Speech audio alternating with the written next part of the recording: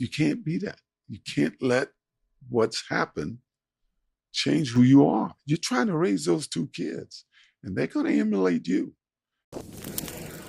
O.J. Simpson's estate was worth $3 million when he died. His children received jewelry made from his ashes, but there was something else left behind, something his daughter finally revealed after his death. She spoke about the harassment, the control, and the fear that Nicole lived with. She also shared what O.J. told his kids about that night in 1994, the night 2 people were murdered. Her testimony didn't come in court. It came in private conversations that leaked to the press. What she said contradicts his innocence, and it haunts his legacy forever. O.J. Simpson was born on July 9, 1947, in one of San Francisco's toughest housing projects, a place where violence and poverty were just part of daily life. His father, Jimmy, worked as a hospital porter, but lived with a secret that eventually tore the family apart. When O.J. was only 5, Jimmy left them. Years later, it came out that he was a closeted gay man who died of AIDS in 1986. O.J.'s mother, Eunice, had to work long shifts at UCSF Medical Center, often for just $1.25 an hour. Their tiny apartment had no heat, broken windows covered with cardboard, and power outages that lasted for weeks. When O.J. was just 2, he developed rickets because the family couldn't afford milk. His legs were so bowed, the doctors thought he might never walk. But his mother didn't give up. She made leg braces using bent wire hangers and wrapped them in torn bedsheets. He wore them for 3 painful years. Other kids mocked him, called him names, and laughed at the way he walked. But by the time he turned 8, he had shocked everyone by running faster than the same boys who once laughed at him. At 13, he joined a gang called the Persian Warriors. They were deeply involved in the local drug scene, and O.J.'s initiation meant stealing something worth at least $100. He got arrested on March 15th, 1961, after robbing a liquor store with a switchblade. He was caught just 3 blocks away. The arresting officer remembered O.J. laughing as if it was just a game. His mother managed to bail him out by pawning her wedding ring. He ended up doing community service by cleaning graffiti, including some that he had put there himself. He was later caught selling stolen car radios and sent to a juvenile detention center, a place overcrowded with more than 800 offenders. His cellmate died later in Vietnam. During that summer in 1962, something changed. Baseball legend Willie Mays came to speak to the kids. He told O.J., "You can steal bases instead of cars, kid." That line stuck with him. Mays even signed a ball with the words, "Run toward your dreams." O.J. kept that ball for 35 years before selling it to pay legal bills. In school, things weren't much better. His GPA was just 1.7. He skipped classes constantly, missed 127 out of 180 school days one year, and failed both English and math. His SAT score was only 690 out of 1,600. But on the football field, he was a different person. At City College of San Francisco, he rushed for 1,453 yards in only 9 games. In one unforgettable game, he ran for 367 yards and 5 touchdowns. Colleges started chasing him. USC's coach, John McKay, even came to his apartment and allegedly offered $10,000 to his mother. When he joined USC, he didn't even get to practice in the spring, yet dominated from his first game. He would throw up before every match, but then play like a star. In 1968, even with a badly sprained ankle, he ran for 64 yards to help beat UCLA. That year, he had 1,180 rushing yards,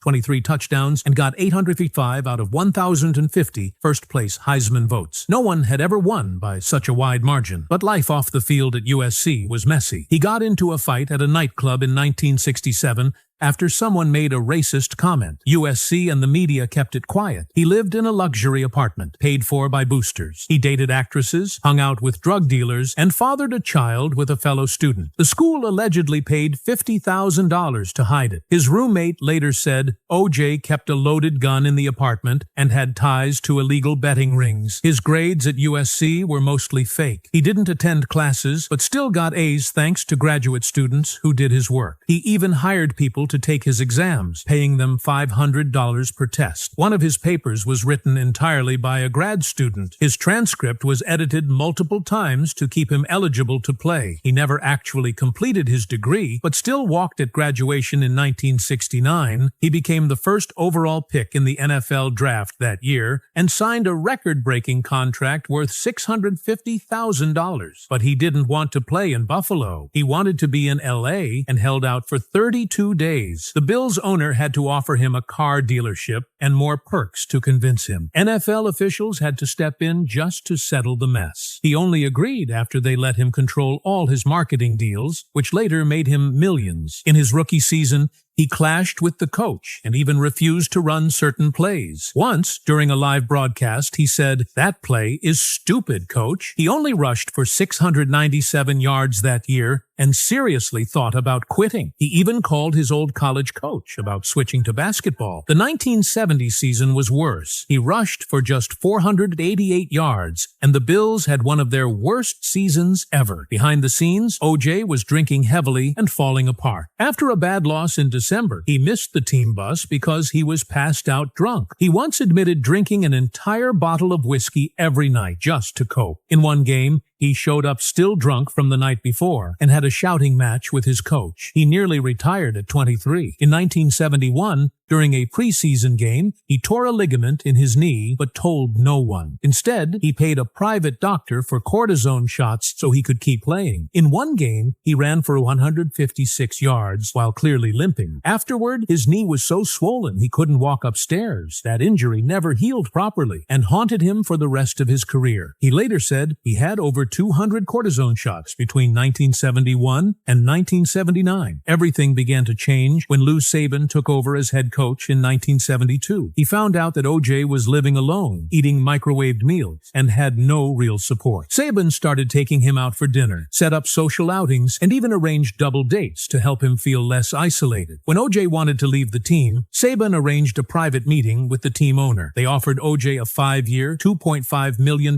contract, including a no-trade clause. They even rebuilt the entire offense around him. In December 1973, something happened in football that had never been done before. O.J. Simpson, playing for the Buffalo Bills, ran for over 2,000 yards in just 14 games. No one had ever done that. He finished with 2,003 yards, and what made it even harder was the weather. On December 23rd, when the Bills played the Steelers, there was a blizzard so bad that fans couldn't even see across the field. The wind was blowing at 40 miles per hour. The temperature dropped to 12 degrees, and snowdrifts on the field were 3 feet deep. Coaches had to shovel snow between plays just to see the yard lines. Even in that chaos, O.J. ran for 157 yards on 28 carries. He averaged 143 yards per game that season, a number that still stands as one of the best in history. And he did it in a season that was 2 games shorter than today's. But his toughness wasn't just about snow and numbers. On October 14, 1973, against the Baltimore Colts, he took a brutal hit and dislocated his shoulder in the first quarter. Medical staff popped it back in, but later x-rays showed he also had a separated AC joint and torn ligaments. Still, he went back in. He ran 39 times for 168 yards and scored 2 touchdowns. Trainers kept packing his shoulder with ice and gave him 3 painkillers, Darvin, butazolidine, and cortisone. On his last touchdown, he even used his injured arm to push a defender away. He later said he blacked out from the pain, but never stopped running. The team doctor called it the most courageous thing he had seen in 15 years. O.J. didn't miss a single practice after that and played the next game with a makeshift harness. Behind all that greatness, there were problems with the team. In November, O.J. found out the Bills had ordered regular cleats instead of the custom ones he asked for. He lost it. He threw his helmet at the wall, stormed into the coach's office, and said he wouldn't play the last 4 games if he didn't get what he needed. It wasn't just the cleats. He also wanted custom pads, specific tape, and a personal equipment guy. The general manager called him a prima donna, and they got into a shouting match in front of other players. The fight got so serious that the owner had to step in. Even though O.J. led the team to a 9-5 record and ended up on the cover of Time magazine, he quietly told reporters that he felt disrespected and unsupported by the team. That same year, while he was breaking records, a legal storm was quietly building. On September 8, 1973, a hotel worker named named Carmen Rodriguez sued him for $50,000.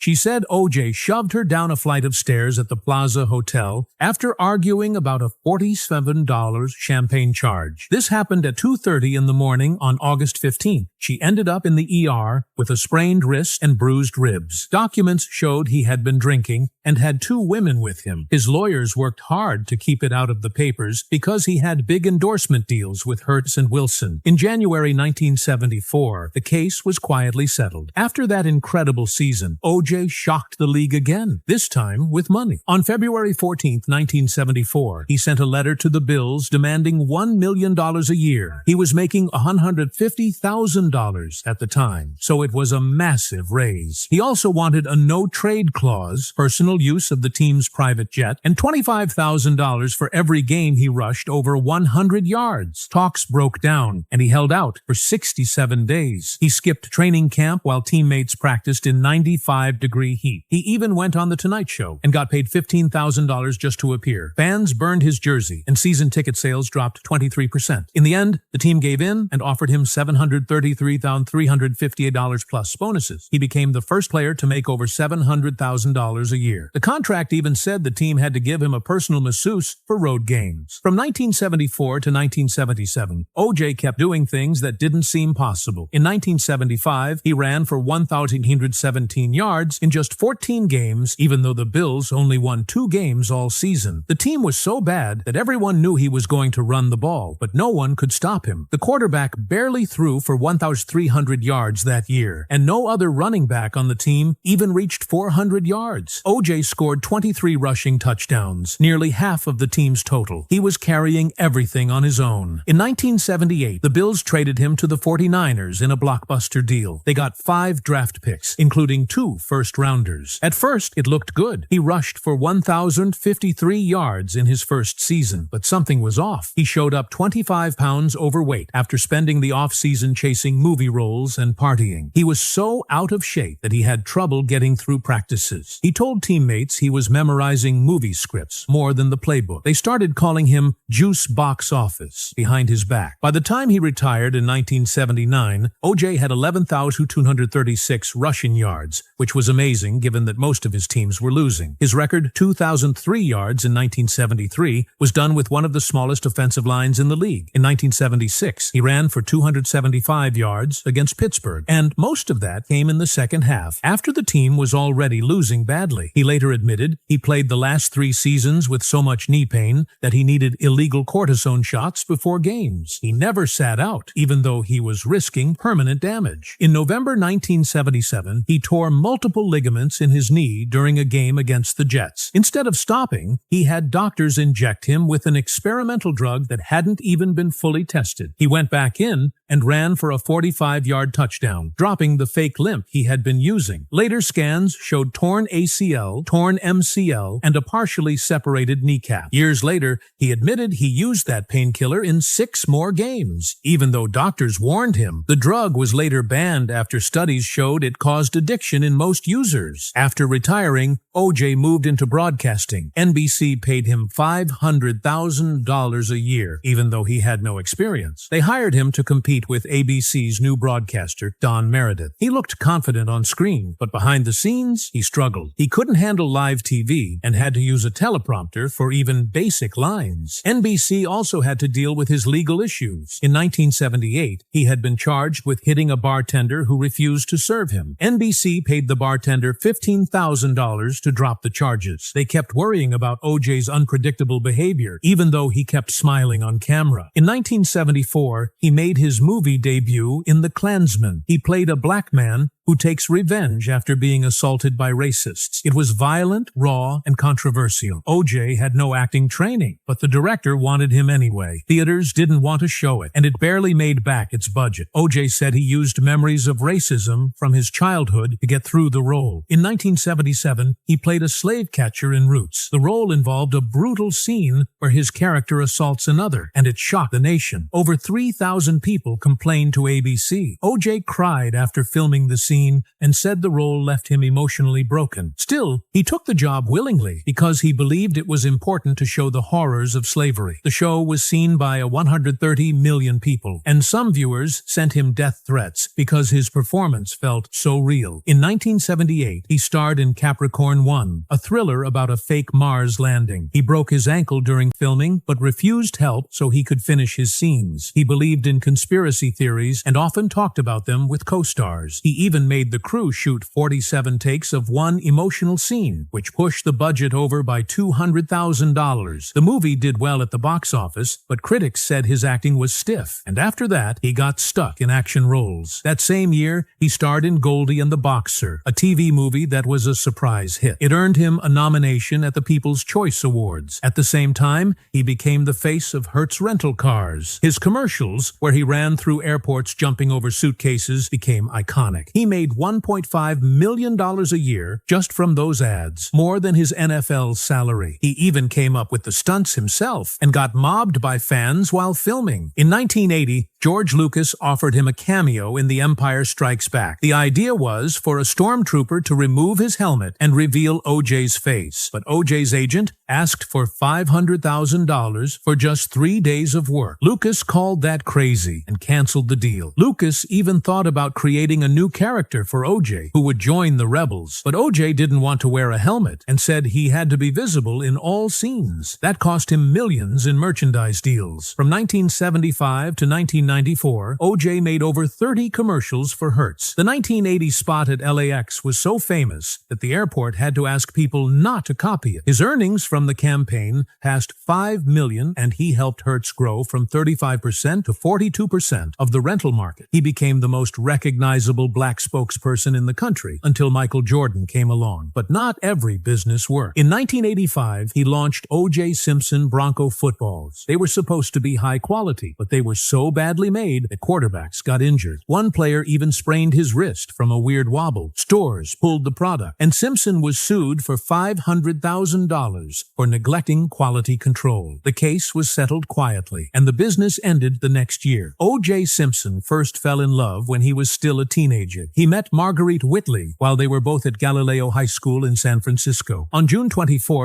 1967, when O.J. was just 19 years old and already chasing dreams of the NFL, they got married. Not long after, their daughter Arnell was born on January 4, 1968. Then their son Jason came along in April 1970. But nothing prepared them for what happened in August 1979. Their youngest child, Erin, who was just 23 months old, drowned in their pool on August 18th. She had been underwater too long and was found unconscious. She passed away 8 days later at UCLA Medical Center. That same year, in March 1979, O.J. and Marguerite's divorce was finalized. By then, O.J. had already met someone else, 18-year-old Nicole Brown. They met back in 1977 at a Beverly Hills nightclub where she worked as a waitress. That marked the end of his 12-year marriage. Years later, on New Year's Day in 1989, things took a terrifying turn. At 3:58 a.m., Nicole made a desperate 911 call from their Rockingham home. She told the dispatcher, "He's going to beat the shit out of me." When police arrived, they found her hiding outside in bushes, wearing just a bra and sweatpants. Her lip was split, her eye was black, and there were bruises shaped like a hand around her neck. O.J. had reportedly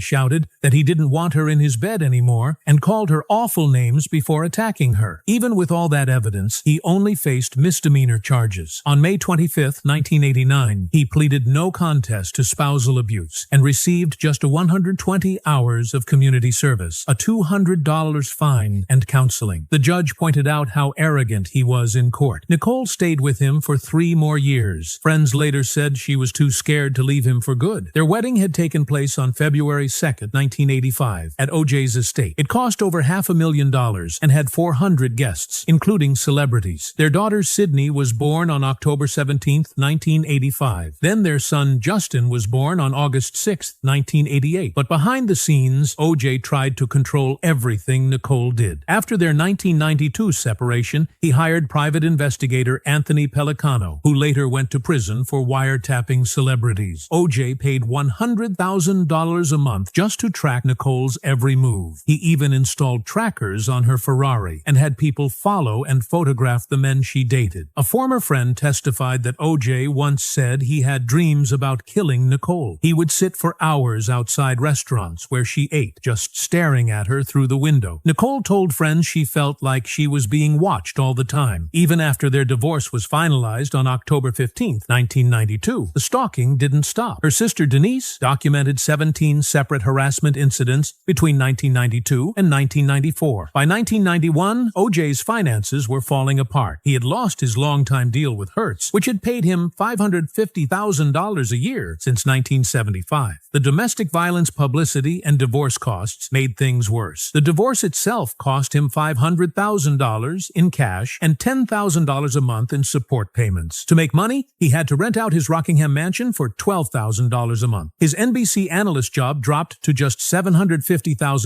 in 1992, down from the $1.2 million he had been making earlier. He also owed $180,000 in taxes and borrowed $300,000 against his NFL pension. He even cashed out his Heisman Trophy insurance for $75,000 and began selling his sports memorabilia. Friends noticed he had become obsessed with money. He even charged fees to appear at charity events he used to attend for free. People in both sports and Hollywood started distancing themselves from him. One of his most hidden secrets was a vasectomy he had in 1986, which hardly anyone knew about. When Nicole wanted another child in 1987, he had it reversed in a painful $15,000 procedure, which led to the birth of Justin in 1988. In 1993, during family therapy, shocking details came out. A confidential report by Dr. Burton Katz, later leaked, said O.J. admitted to major control issues. He blamed it on growing up poor in San Francisco's Potrero Hill, where his father left the family when he was just 5. He told the therapist that he felt like he needed to own people in his life. He kept daily journals on Nicole, what she wore, where she went, and who she met. He also admitted to using steroids during his football career, which some experts later believed may have contributed to his rage problems. He even described having recurring violent dreams where he felt completely in control. These sessions took place just 1 year before the murders. On June 12, 1994, Nicole, age 35, and Ron Goldman, age 25, were both stabbed to death outside Nicole's condo at 875 South Bundy Drive. Nicole had many stab wounds, and her throat was cut. Ron had 30 defensive wounds, showing he tried to fight back. That same night, O.J. had fresh cuts on his hand when he flew to Chicago at 11:45 p.m. The murders happened between 10:15 and 10:40 p.m. The next morning, detectives called him at his hotel in Chicago. He flew back to L.A. immediately. Police found blood at the crime scene, on a glove at his estate, and inside his white Ford Bronco. He quickly became the main suspect. Nicole had called 911 8 times during their marriage, and prosecutors said that history helped show motive. On June 17, 1994, when he was supposed to turn himself in, something strange happened. Instead of showing up, O.J. got into a white Ford Bronco with his friend Al Cowlings and led police on a 90-minute slow-speed chase across L.A. Over 95 million people watched it live. He was in the back seat holding a .357 Magnum to his head with $8,850 in cash, a disguise, and his passport. Cowlings called the police and told them O.J. might kill himself. Earlier, Simpson's lawyer Robert Kardashian had read a note where O.J. said, "Don't feel sorry for me. I've had a great life." The chase ended peacefully at his estate at 8 p.m. After drinking some orange juice and calling his mom, he was arrested. The trial started on January 24, 1995, and lasted 134 days. It was called the Trial of the Century. Over 90% of TV viewers watched the verdict. The judge was Lance Ito. Simpson had a famous defense team led by Johnny Cochran and Robert Shapiro. The prosecution team included Marcia Clark and Christopher Darden. The moment people remember most was when Simpson tried on the bloody gloves, and they didn't fit. Cochran famously said, "If it doesn't fit, you must acquit." The defense claimed the police had mishandled evidence and accused them of racism, especially targeting Detective Mark Furman. After just 4 hours of deliberation, The mostly black jury acquitted O.J. of both murders. The verdict caused a huge split in public opinion, especially along racial lines. But the story wasn't over. In 1997, a civil jury found O.J. responsible for the deaths and ordered him to pay $33.5 million in damages. Of that, $12.5 million went to Ron Goldman's family. But Simpson declared bankruptcy and protected his wealth using legal tricks. He moved to Florida, where his $575,000 house couldn't be taken because of homestead laws. Over the years, the Goldmans got less than 1% of what they were owed, only about $500,000. Even O.J.'s Heisman Trophy was seized. Meanwhile, Simpson lived comfortably, played golf, and took paid appearances. The families continued to struggle with legal fees and emotional pain. Then came one of the most bizarre moments. In 2006, Simpson wrote a book called If I Did It. He described a hypothetical version of the murders. He got a $600,000 advance. The publisher pulled the book after public outrage, but in 2007, the rights were awarded to the Goldman family. They republished it with a cover that made the title look like I Did It. In the book, Simpson described a dream where he killed Nicole and Ron, even giving specific knife details. He claimed a man named Charlie was with him, but many think that person never existed. The book left readers feeling like it was a veiled confession. In 2007, O.J. got into more trouble. He led a group of men to a Las Vegas hotel and tried to recover memorabilia at gunpoint. He was convicted of robbery and kidnapping and sentenced to 33 years. He served 9 years at Lovelock Correctional Center in Nevada. Life there wasn't too hard for him. He cleaned gym floors, earned about $10 a month, coached softball, and even ran fantasy football leagues. Inmates weren't allowed to watch the ESPN documentary, O.J., Made in America. He gained weight early on from eating junk food. He was released on parole on October 1st, 2017, at age 70, after serving just 9 years. After his release, he moved to a gated community in Las Vegas. He played golf often and tried to live a quiet life. In May 2023, he said he had prostate cancer, but claimed the chemotherapy worked. Then, in early 2024, rumors spread that he was in hospice care. He denied it in a video and quoted Donald Trump, saying,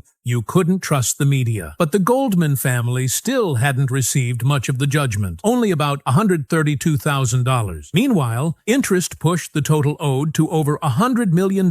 His NFL pension, protected under Florida law, remained untouched. O.J. Simpson died on April 10, 2024, at age 76 from complications of metastatic prostate cancer. He passed away in Las Vegas, surrounded by his children and grandchildren. His family shared the news on social media. His lawyer said he was relaxed and drinking beer just 2 weeks before the end. After his death, he was cremated at Palm Mortuary. His ashes were turned into jewelry for his children, rings and small urns. The total cost of cremation, jewelry, and paperwork was $4,243.06. His estate was valued at around $3 million. As soon as he died, legal fights began. His lawyer tried to block the Goldman family from claiming more money, and there was a $500,000 tax lien from California. Even though he was inducted into the Pro Football Hall of Fame in 1985, his name will forever be tied to the trial. The case exposed deep racial divides in America. Some saw him as a victim of police corruption. Others believed Nicole and Ron never got justice. One editor called the trial a massive Rorschach test, showing how differently people see the country. Simpson once said, "I'm not black, I'm O.J.," but that only made things worse. Journalist Ralph Wiley once wrote that it wasn't black people who made Simpson a hero. It was white America. And in the end, that image completely fell apart.